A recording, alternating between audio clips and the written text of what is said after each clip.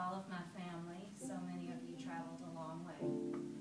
And I want to tell you we're going to have a family celebration with friends, all of you and all of us, at 4 o'clock today at Bocage. Jim and Doris were charter members of Bocage and joined in 1965. And you know that my mother loved to party. So we are going to have a nice event at 4, and we hope that you come. I have named this talk, this tribute, It's a Wonderful Life, in celebration of Doris. In 1946, just 6 years after Jim and Doris were married, at the tender ages of 24 and 22, Frank Capra directed and produced the American Christmas classic film that most of us here well remember. It was called It's a Wonderful Life. This movie is recognized as perhaps the most inspirational American film of all time. And thus, the theme for this gathering today of Doris's close family members and many dear friends joined together to celebrate her long-lasting and incredibly wonderful life. Having lived for over 9 decades, this lady deserves to be both congratulated and celebrated. Congratulated for navigating through the joys and sorrows, ups and downs, and highs and lows of this life on earth. And celebrated for her cheerful, joyful, zestful, meaningful, and lovable approach to each of the some 35,000 days given to her by the grace of God. In the beginning of her days, there was one very small radio and one very large war.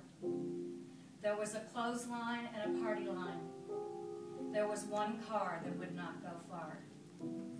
And then there was one black and white TV for the whole family. There was fresh Christmas pine with fragrance divine. There was a tin garbage can taken out by the men. And then there were travels to space in that time and place. There were 2 bathrooms at home for the family to roam. There were cigarettes to smoke with bottles of Coke. And now, there are 2 working spouses with sometimes 2 houses. There is technology to make life easy. There are couples apart who must once again start. But Jim and Doris, in spite of life's changes and challenges and choices, stayed together until death did them part, which lasted for over 67 years. They both grew up on the edge of the Atlantic Ocean, on the eastern shore of the magnificent peninsula called Florida. He had to move to Louisiana to go to work, and she did not want to leave her home on the water.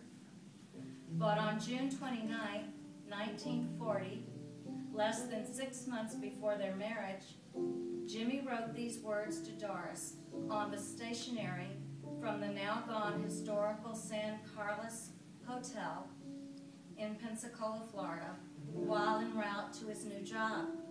And I quote, "I only wish, Doris, the question of calming your fears of moving to Louisiana would go away. It's up to you to work that out, but I can always give you any assurance you need. I promise you, Doris, you will never regret it. Never." And indeed, she never regretted it.